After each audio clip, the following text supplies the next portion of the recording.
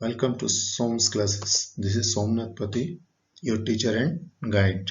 Students, today we'll study second chapter of your English supplementary reader book, The Thief Story. बच्चों, आज हम लोग आपके supplementary reader book footprints without feet के second chapter the thief story written by Ruskin Bond को पढ़ेंगे।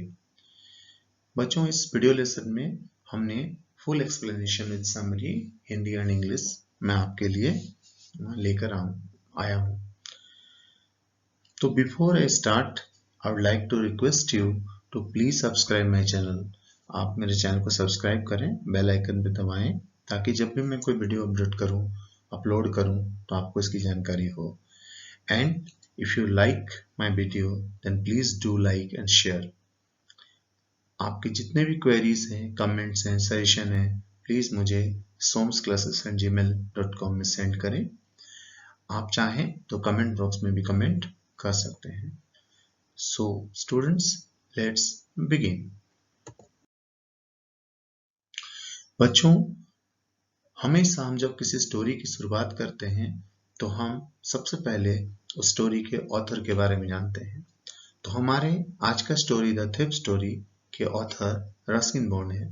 तो Ruskin Bond is a renowned Indian author of British descent. Ruskin Bond जो थे वो ब्रिटिश मूल के एक प्रख्यात प्रसिद्ध भारतीय लेखक हैं। He was born in Kasoli, Himachal Pradesh on May 19, 1934। May 19, 1934 यानी कि 19 मई 1934 को हिमाचल प्रदेश के कसोली नामक स्थान पर उनका जन्म हुआ था।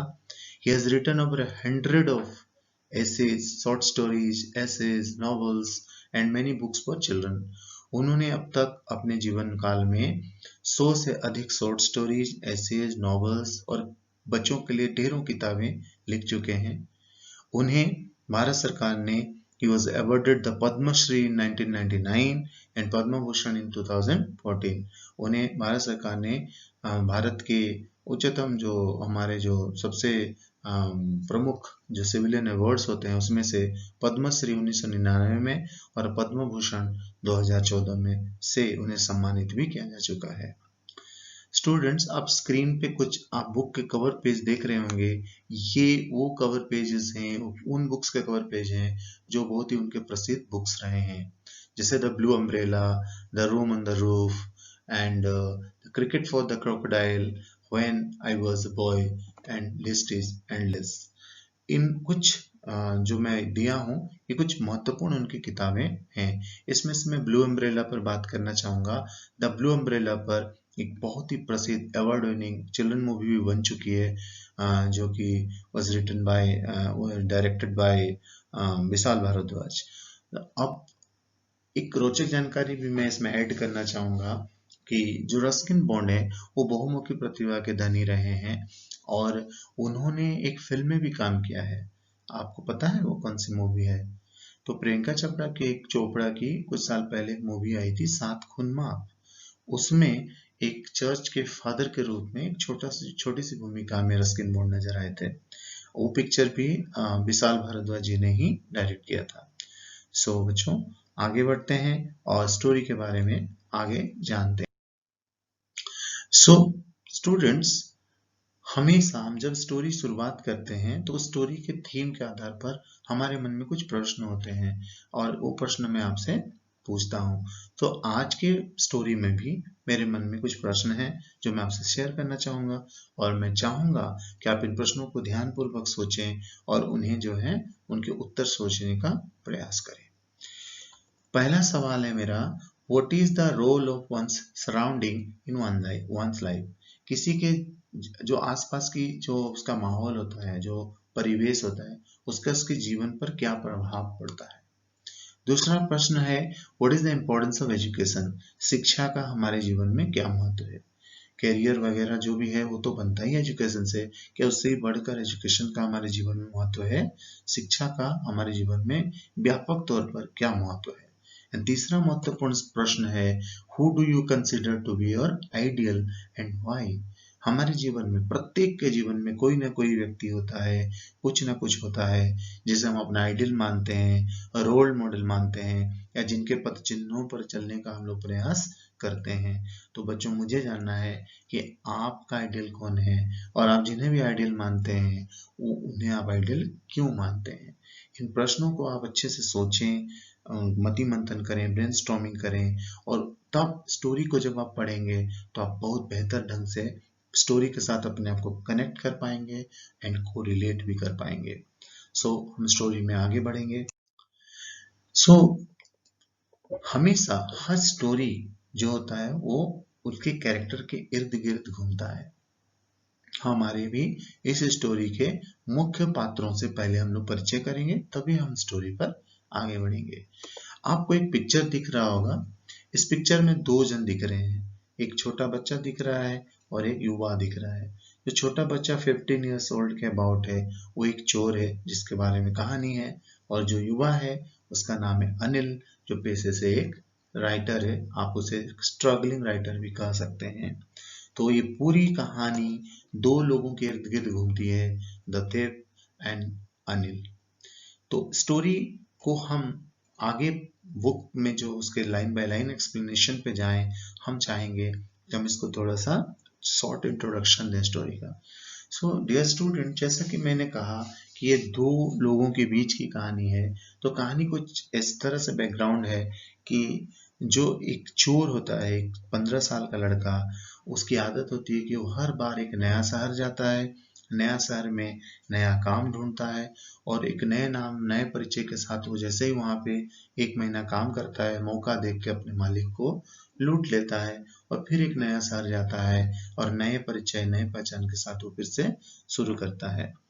इसी क्रम में वो एक नए शहर में आया हुआ है, और यहाँ एक रेसलिंग मैच के दौरान उसकी मुलाकात एक 25 साल की युवा राइटर अनिल से होती है, और वो सोचता है कि उसका अगला टारगेट यही होना चाहिए, और वो अनिल को अप्रोच करता है, अनिल से दोस्ती करने का प्रयास करता है।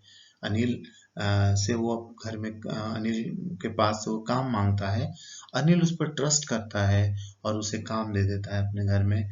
तो अनिल उसे लेकर जाता है, अपने काम पे रखता है, उसे पढ़ना लिखना सिखाता है, और प्रश्न ये उठता है कि अनिल उस चोर को, जो बाय नेचर, बाय प्रोफेशन एक चोर है, उस पर विश्वास करता है, अनिल ट्रस्ट हिम कंप्लीटली। तो क्या does the boy betray his trust? Story का हम देखेंगे कि क्या जो वो लड़का है वो अनिल के ट्रस्ट को तोड़ता है क्या, उसके भरोसा को तोड़ता है क्या, या फिर नहीं। तो यही कहानी का मूल उद्देश्य है जो हम आगे देखेंगे। Let's begin the story.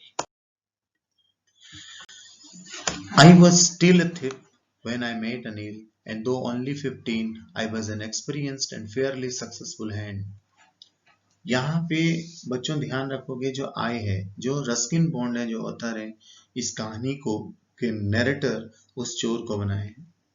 जो चोर है वो इस कहानी का नरेटर है, यानी उसी के जरिए इस ये कहानी आगे बढ़ेगा। तो जब जब मैं आई कहूँगा, तो जब मैं कहूँगा, तो एक्चुअली में वो उस चोर के को रिप्रेजेंट करूँगा मैं आई से। इस पूरी कहानी में आई जो है वो थिप है। कहता है, I was still a thief when I met Anil, and though only 15, I was an experienced and fairly successful hand. भले ही मेरी उम्र 15 साल का था, पर मैं उस समय भी एक सक्सेसफुल चोर था, यानी मैं अपने काम में बहुत ही अनुभवी था। और काम क्या था? चोरी करना।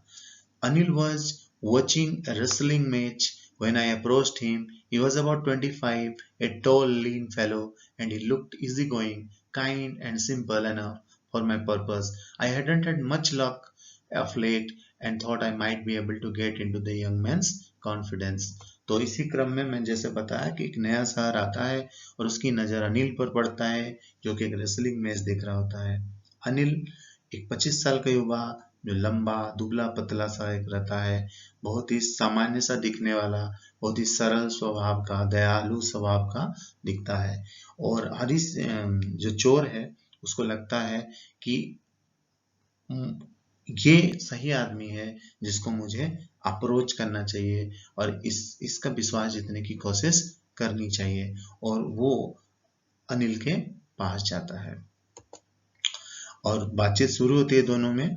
तो जो चोर है वो अनिल से कहता है कि you look a bit of a wrestler yourself. I said a little flattery helps in making friends.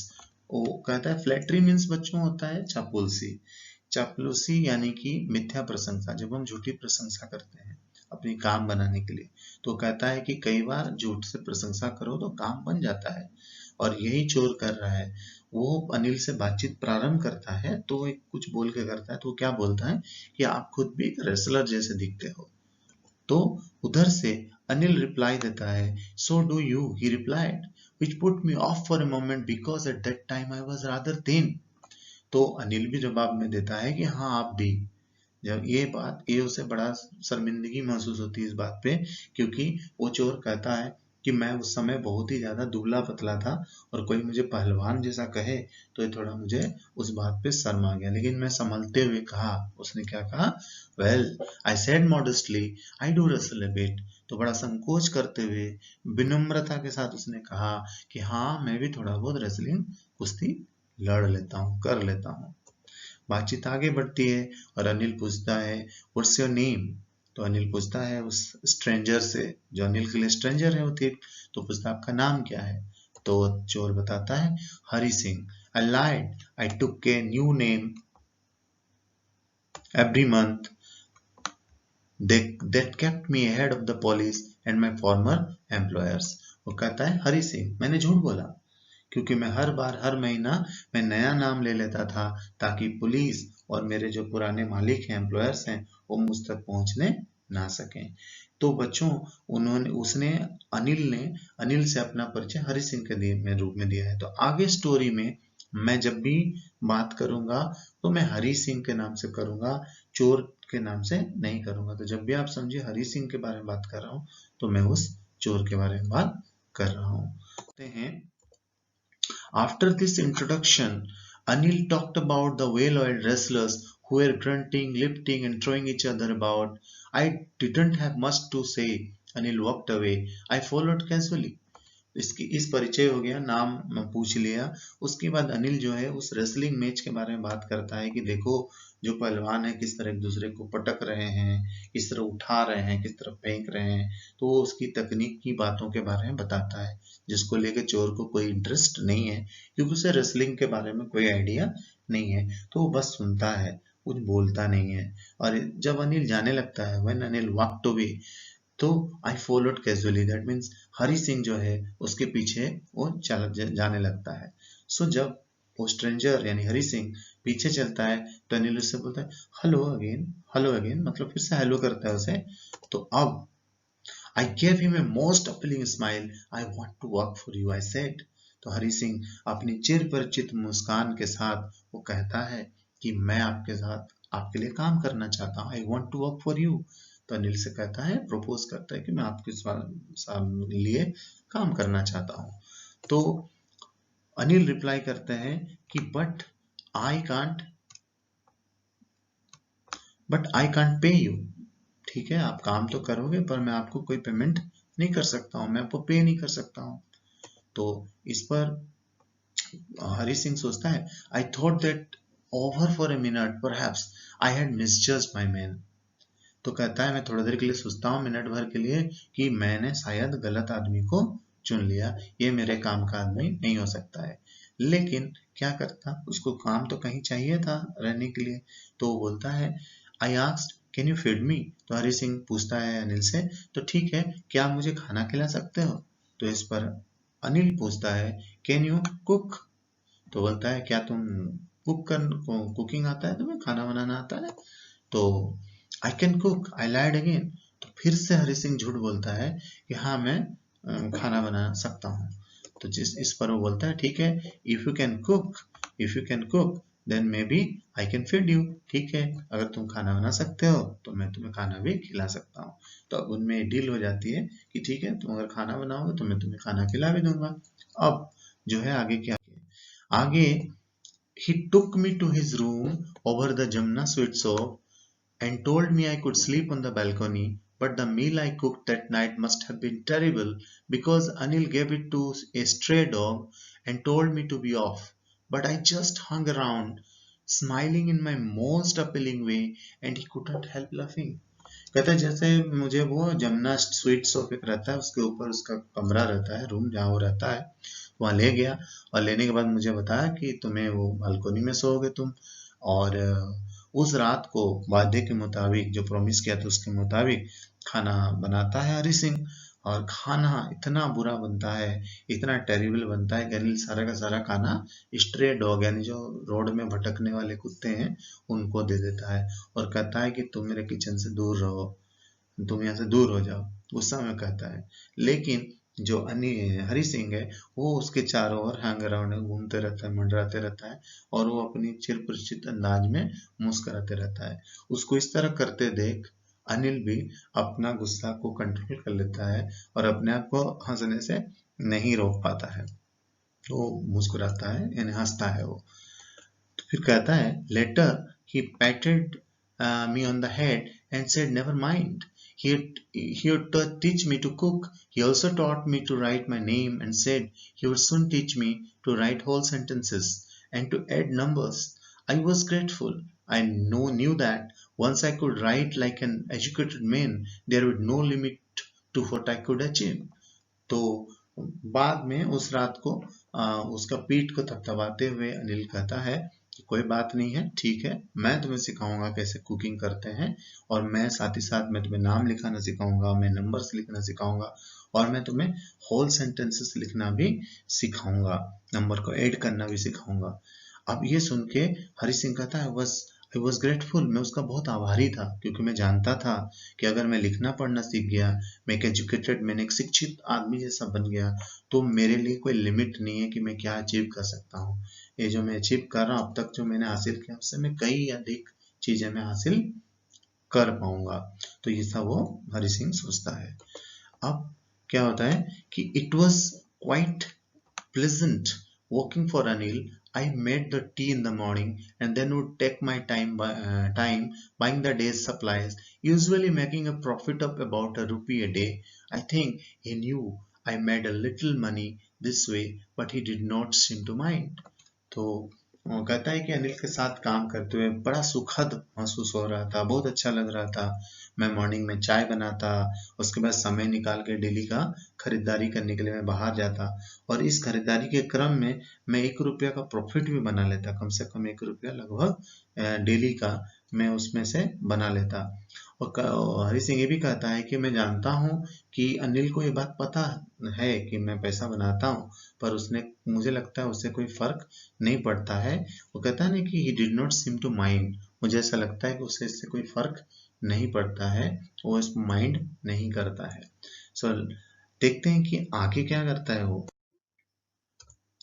Anil made money by fits and start. He would borrow one week, lend the next. He kept worrying about his next check, but as soon as it had arrived, he would go out and celebrate. It seems he wrote for magazine, a queer way to make a living.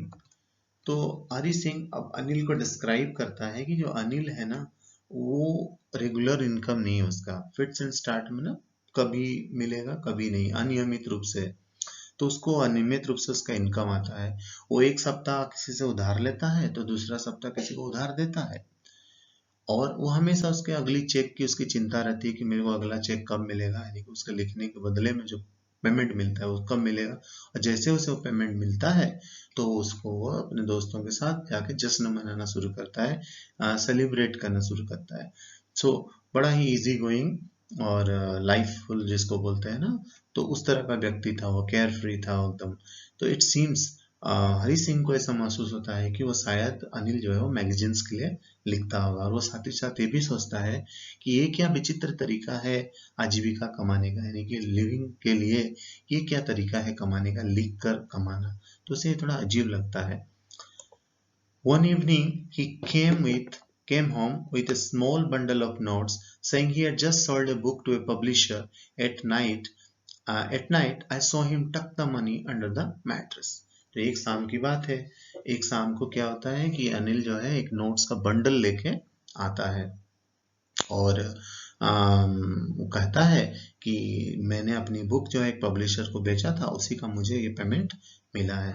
मैं उस note की गड्डी को देखता हूँ और ये भी देखता हूँ रात के समय सोने से पहले कि वो उस नोट की गड्डी को वो अपने गद्दा के नीचे रखता है। तो ये रखते हुए हरी सिंह ने उसे देख लिया।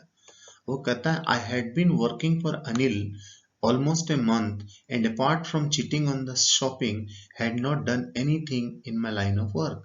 I had every opportunity for doing so. Anil had given me a key to the door, and I could come and go as I pleased. He was the most trusting person I had ever met. कहता है कि अनिल के साथ काम करते हुए मुझे महीने भर हो गए थे। तो अब जो है, जो डेली शॉपिंग से मैं जो करीब 1 रुपया डेली जो प्रॉफिट कमाता था, उसको छोड़कर मैं अपने लाइन का कोई काम अब तक नहीं कर रहा था। अपने लाइन का मतलब चोरी का। लेकिन अब मेरे पास मौका था। क्यों मौका था? क्योंकि उसकी नजर उस नोट की गड्डी पे पड़ चुका था। तो कहता है कि अब मेरे पास पूरा मौका था। वो कहता है कि अनिल ने उसको घर की चाबियां भी दी हुई थी और वो कभी भी जा सकता था घर से। और उस रात में ये भी कहता है कि मैंने अपने जीवन में कभी भी अनिल जितना ट्रस्ट करने वाला, भरोसा करने वाला इंसान नहीं देखा। आगे क्या होता है? And that is why it was so difficult to rob him. It's easy to rob a greedy man because he can afford to be robbed. But it's difficult to rob a careless man. Sometimes he doesn't even notice he's been robbed, and that takes all the pleasure out of the work. अब वो बड़ा explain करता है, बड़े ही मजेदार ढंग से। वो कहता है कि चूंकि वो बहुत ही ट्रस्टवर्दी आदमी था, मैंने वो ट्रस्ट करता था, भरोसा करता था, तो इससे लोगों को लूटना बड़ा मुश्किल होता है। बोलते हैं ग्रीडी यानी एक लालची आदमी को लूटना बड़ा आसान होता है, क्योंकि वो लूटने पर हाय तौबा मचाता है, वो रिएक्ट करता है। पर एक केयरलेस आदमी को लूटना कई बार बड़ा मुश्किल हो जाता है, क्योंकि कई बार उसे पता ही नहीं चलता है कि उसे कोई लूट लिया है। और जब किसी को पता ही नहीं चलता है, वो कोई रिएक्शन नहीं देता है लूटने के बाद, तो फिर जो प्लेजर होता है उस तरह का काम करने का, जो मजा आता है, उस तरह काम में फिर कोई मजा नहीं आता है। सो आगे देखते हैं कि स्टोरी किस तरह से आगे बढ़ती है। Anil was asleep. A beam of moonlight stepped out over the balcony and fell on the bed. I sat up on the floor, considering the situation. If I took the money, I could catch the 10:30 express to Lucknow. Slipping out of the blanket, I crept up to the bed. Anil was sleeping peacefully. His face was clear and unlined. Even I had more marks on my face, though mine were mostly scars. तो कहता है कि अनिल तो सोया था, तो मेरे चेहरे पर बालकनी में मूनलाइट गिर रहा था। तो मैं अपने फ्लोर पे उठा और उठ के बैठा। मैंने सारी सिचुएशन को भांपा और मैंने सोचा कि अगर मैं अभी पैसा लेता हूँ और तो मैं अगर यहाँ से भागता हूँ पैसा लेके, तो मैं 10:30 यानी 10:30 बजे रात को जो लखनऊ एक्सप्रेस है, मैं आसानी से पकड़ सकता हूँ। ये कहते हुए मैं अपना ब्लैंकेट को हटा के वहां से उठता हूँ बेड से और मैं रेंगते हुए अनिल के बेड तक पहुंचता हूँ। अनिल बड़ी शांति से सोया था और उसके चेहरे पर क्लियर एंड अनलाइन था, यानी कि his face was clear and online. उसके चेहरे पर चिंता की कोई लकीरें नहीं थी। और साथ ही साथ कहता है कि when I had more marks on my face, यानी मेरे चेहरे पे उससे अधिक चिंता की मार्क्स थे, लेकिन मेरे मार्क्स जो थे वो चिंता की लकीरें नहीं थी, बल्कि माइन वेर मोस्टली स्कैर्स, मेरे जो थे वो ज्यादातर दाग थे। स्कैर्स माना होता है दाग। तो वो क्या करता है वहां पहुंच के अनिल के बेड के पास? My hand slid under the mattress searching for the notes. When I found them, I drew them out without sound. Anil sighed in his sleep and turned on his side towards me. I was startled and quickly crawled out of the room. तो कहता है कि मैंने हाथ मारा mattress के अंदर, गद्दा के अंदर, और मैंने फिर नोट्स ढूंढ और मुझे नोट्स मिल जाते हैं। जैसे नोट्स मिलके मैं वहां से बिना साउंड के निकलने खोजता हूँ, अनिल एक आह भरते हुए मेरे और एक करवट बदलता है, यानी जिस तरह हरी सिंह नोट्स ले रहा होता है। यहाँ पे आप चित्र में देख सकते हैं कि देखिए अनिल यहाँ से पैसा निकाल रहा है गद्दा से, तो उसी समय वो उधर ही करवट बदल लेता है। तो इस पर हरी सिंह चौंक उठता है और वो फिर क्रॉल करते हुए तेजी से रूम से बाहर निकलता है। अब वो क्या करता है आगे देखते हैं। When I was on the road, I began to run. I had the notes at my waist, held there by the string of the pajamas. I slowed down to a walk and counted the notes. 600 rupees in 50s. I could live like an oil-rich Arab for a week or two. तो मैं जब road में था तो मैं दौड़ना शुरू करता हूँ, तो कहता मैंने दौड़ा और मैंने अपने नोट्स जो थे वो वेस्ट यानी कि कमर में बांध के रखा था पैजामा के डोरी से, स्ट्रिंग से। और फिर मैं स्लो हुआ और स्लो होके मैंने काउंट किया कि मेरे पास कितने पैसे हैं, तो दिखाई दिया कि 50 रुपीज की गड्डी थी और उसमें कुल 600 रुपये थे, 600 रुपीज थे। अब हरी सिंह सोचा कि अब वो जो है सप्ताह 2 सप्ताह तक एक जो अरब देश के जो तेल कुएं के मालिक होते हैं ना, ऑयल रिच अरब, उनकी तरह आलीशान जिंदगी वो सप्ताह 2 सप्ताह तक इन पैसों से बिता सकता था। तो उसके मन में इस तरह के विचार आए। अब अगला सेक्शन में वो कहाँ पहुंच जाता है, अब जो हरी सिंह है वो स्टेशन पहुंच गया। When I reached the station, I did not stop at the ticket office. I had never bought a ticket in my life, but dashed straight to the platform. The Lucknow Express was just moving out. The train had still to pick up speed, and I should have been able to jump into one of the carriages, but I hesitated. For some reason I can't explain, and I lost the chance to get away. कहता है कि मैं station पहुंचा और मैंने अपना समय नहीं गंवाया टिकट खरीदने में, क्योंकि मैं अपने लाइफ में कभी भी टिकट नहीं खरीदा था। हरी सिंह कहता है बट मैं सीधे डैश मैंने होता है तेजी से दौड़ते हुए स्ट्रेट टू द प्लेटफॉर्म, मैं प्लेटफॉर्म में पहुंचा और Lucknow express was just moving out. Lucknow express अभी चलना प्रारंभ ही हुआ था, स्पीड नहीं पकड़ा था वो, उतना स्पीड में था कि आसानी से कोई जंप करके किसी भी बोगी में चढ़ सकता था। पर पता नहीं क्यों उसमें एक अजीब सी हिचकिचाहट हुई। आई हेजिटेटेड, वो कहता है मैं पता नहीं क्यों हिचकिचाया, क्या कारण था मैं एक्सप्लेन नहीं कर सकता हूँ, पर मैं चढ़ ही नहीं पाया। मैं कुछ हिचकिचाहट से मुझे रोक लिया किसी चीज ने और मैं चढ़ नहीं पाया और लखनऊ एक्सप्रेस प्लेटफॉर्म से तेजी से निकल गया। अब कहता है when the train had gone, I found myself standing alone on the deserted platform. I had no idea where to spend the night. I had no friends, believing that friends were more trouble than help, and I did not want to make anyone curious by staying at one of the small hotels near the station. The only person I knew really was the man I have robbed. तो वो कहता है कि जब मैं station train चली गई तो मैं स्टेशन पे डेजर्टेड प्लेटफॉर्म मतलब निर्जन प्लेटफॉर्म में कोई नहीं था वहां पे, वो अकेला बच गया था। अब उसे समझ नहीं आ रहा था, he had no idea that where to spend the night, वो पूरी रात कहाँ बिताएगा। उसका कोई दोस्त नहीं था, क्योंकि वो दोस्त बनाता ही नहीं था। उसे लगता था कि दोस्त जो है ना वो हेल्पफुल कम होंगे और ट्रबल ज्यादा पैदा करेंगे, क्योंकि उसका प्रोफेशन, पेशा ही उस तरह से था। और उसने कहा कि अगर मैं वो स्टेशन के बगल के छोटे छोटे होटल्स में रुकता हूँ तो फिर लोगों की नज़र मेरी तरफ जाएगा, वो क्यूरियस होंगे, जिज्ञासु होंगे कि भाई ये कौन है, तो वो रिस्क वो लेना नहीं चाहता था। अब इस पूरी शहर में वो एक ही आदमी को जानता था, वो था अनिल, जिसे वो लूट के आया है, तो उसके पास जाना भी वो सोच नहीं सकता था। अब वो यही सोचते सोचते स्टेशन से बाहर निकलता है और वो फिर क्या करता है कि I walk slowly through the बाजार, और वहां से निकल कर वो बाजार की तरफ धीरे धीरे बढ़ता है। तो बड़ा आगे सोच सोच फिर क्या होता है। In my short career as a thief I had made a study of men's faces when they had lost their goods. The greedy men showed fear, the rich men showed anger, the poor men showed acceptance. But I knew that Anil's face, when he discovered the theft, would show only a touch of sadness, not for the loss of money, but for the loss of trust. तो कहता है, वो सोचता है अनिल के बारे में, वो कहता है कि मेरे छोटे से एक चोर के रूप में एक छोटे से करियर में मैंने लोगों के चेहरे पढ़ना सीख चुका था और मुझे अच्छे से आइडिया होता था कि लोगों के चेहरे में किस तरह के एक्सप्रेशन रहते थे। वो कहता है जो ग्रीडी होता है, जो लालची व्यक्ति होता है, वो उसके चेहरे पे हमेशा डर रहता है। जो अमीर होता है, अमीर व्यक्ति होता है, उसके चेहरे पे एंगर होता है, गुस्सा होता है अगर उसके साथ कुछ गलत हो जाए। जो पुअर होता है, उसके साथ जब गलत होता है तो उसे स्वीकार कर लेता है धीरे से, उसके चेहरे पे एक्सेप्टेंस होता है, वो स्वीकार कर लेता है।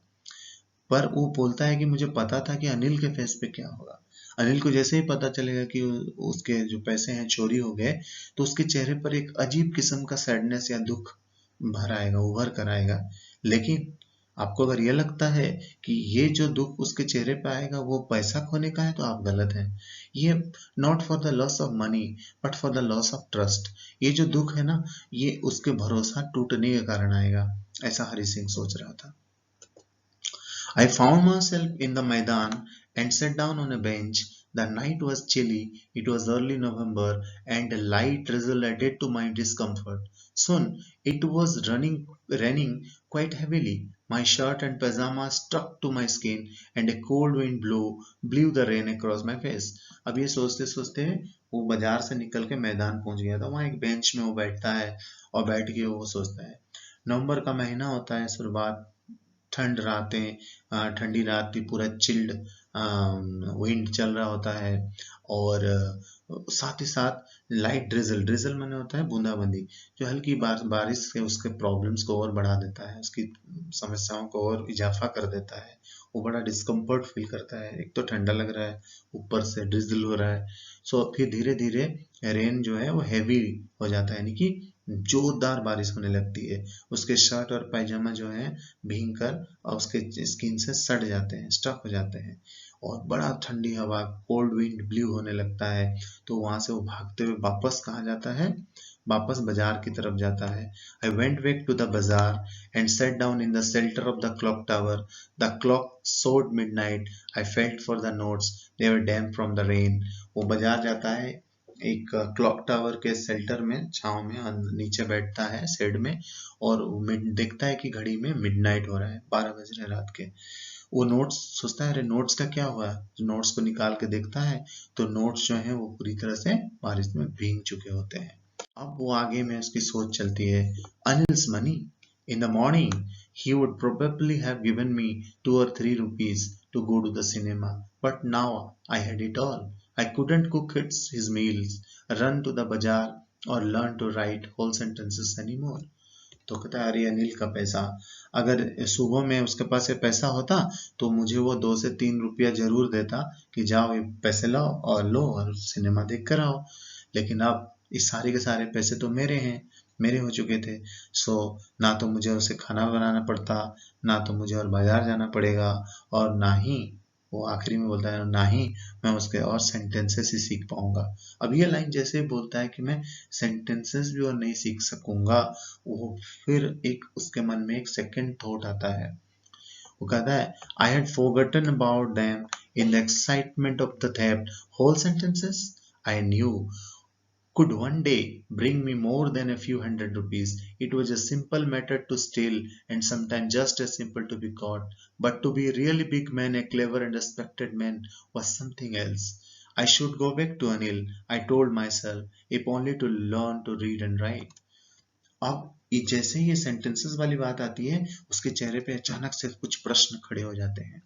वो बोलता है, अरे मैं इस जद्दोजहद में, इस एक्साइटमेंट में मैं तो भूल ही गया कि मुझे अनिल जो है वो सेंटेंसेस लिखाने वाला था, सिखाने वाला था, सेंटेंसेस लिखना सिखाने वाला था। मैं जानता था कि अगर मैं वो सीख जाता तो मैं इससे अधिक कितने हंड्रेड से पैसे रुपीस में कमा सकता था। कहता है कि स्टील करना यानी चोरी करना, it was simple matter to steal, और उससे भी सिंपल है कई बार पकड़े जाना।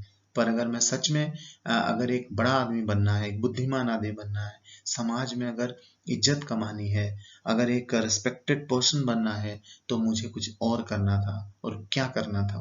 वो करना था, पढ़ना था, लिखना था, सेंटेंसेस लिखना सीखना था। और ये कौन कर सकता था? ये केवल एक व्यक्ति कर सकता था, वो था अनिल, जिसे वो लूट के आया है। और वो मन में उसके अंतरात्मा की आवाज आती है, उसके मन में वो द्वंद्व चलते हैं, एक अजीब सा द्वंद्व चलता है। उसकी अंतरात्मा उसको कहती है कि I should go back to Anil. वो अपने आप को बोलता है कि मुझे अनिल के पास वापस चले जाना चाहिए। I told myself, if only to learn read and write, learn to read and write. अगर मुझे लिखना और पढ़ना सीखना है तो मुझे अनिल के पास जाना ही होगा।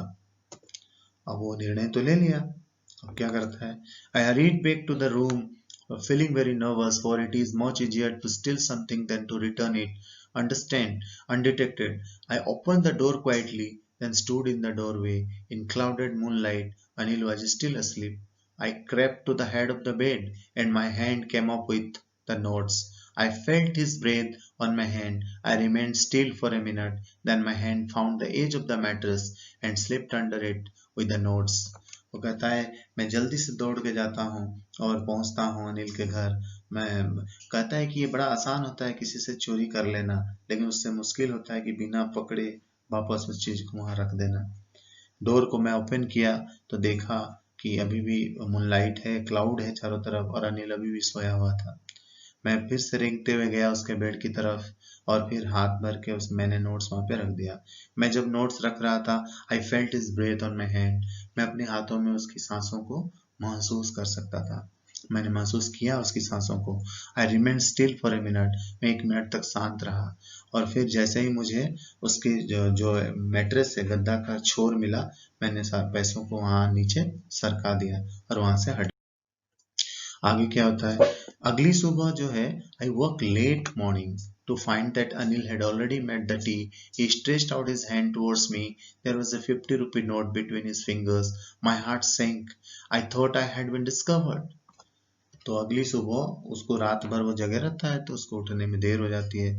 तो अनिल पहले से उठ के चाय वाय बना लेता है और फिर उसको उठाता है और उसके फिंगर्स के बीच में 50 रुपया का नोट रहता है और वो फिंगर्स बीच 50 रुपया का नोट उसके आगे तरफ बढ़ाता है। और ये देखकर वो बोलता है मेरा दिल बैठ गया। My heart sank. I thought I had been discovered. मैंने सोचा एक बार के लिए कि अब मैं पकड़ा गया। तो अब अनिल उसे कहता है I made some money yesterday, he explain, now will be paid regularly. देखो कल मुझे कुछ पैसा मिला था और अब तुम्हें मैं रेगुलरली पे करूंगा। पहले तो बात हुई थी कि पे नहीं करूंगा, अब वो कहते हैं कि मैं तुम्हें रेगुलरली अभी पे करूंगा।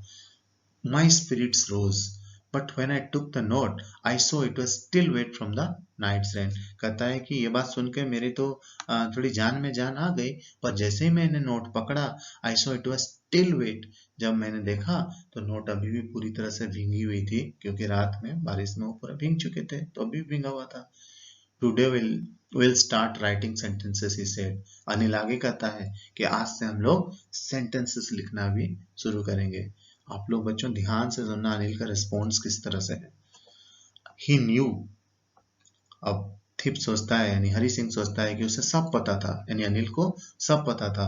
But neither his lips nor his eyes showed anything. पर ना तो उसकी होंठ ना तो उसकी आंखें कुछ भी बयां कर रही थी। I smiled at Anil in my most appealing way. मैं अनिल की तरफ देखकर अपनी चिर परिचित अंदाज में मुस्कुराता हूँ, लेकिन आपको पता है, and the smile came by itself without any effort. पर इस बार इस हंसी में कोई बनावटी नहीं था, ये हंसी बनावटी नहीं थी। ये मैंने बिना प्रयास किए हुए मेरी बिना एफर्ट डाले ये मुस्कुराहट मेरे चेहरे पर आई थी। मैं समझ चुका था कि लाइफ में क्या इंपॉर्टेंस है। सो आप बच्चों देखे होंगे कि एक अच्छा संगत मिलने पर, एक अच्छा परिवेश मिलने पर और शिक्षा, एजुकेशन किस तरह से एक चोर को एक अच्छा इंसान में बदल सकता है। हमने माइथोलॉजी में भी कई स्टोरीज पढ़े होंगे। उंगली माल डाकू किस तरह से गौतम बुद्ध से प्रभावित होकर वो बदल जाता है, किस तरह डाकू रत्नाकर जो है वो वाल्मीकि, ऋषि वाल्मीकि के रूप में परिवर्तित हो जाते हैं, जो इतना बड़ा रामायण महाकाव्य लिख डालता है। ऐसे हमने कई फिल्में देखी हुई है। तो एक अच्छा परिवेश और शिक्षा एक व्यक्ति को हमेशा एक अच्छा इंसान बनाने में मदद करता है। सो उम्मीद है आपको ये कहानी बहुत अच्छा लगा होगा। बच्चों हम कुछ क्वेश्चन डिस्कस करेंगे जो आपके एग्जाम्स के लिए बड़े इंपॉर्टेंट है।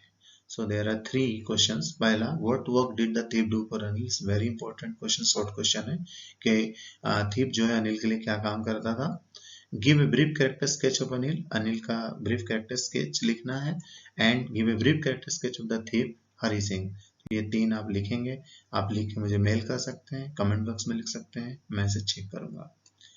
So thank you very much for watching my video, and send your queries, comment and suggestion to somsclasses@gmail.com.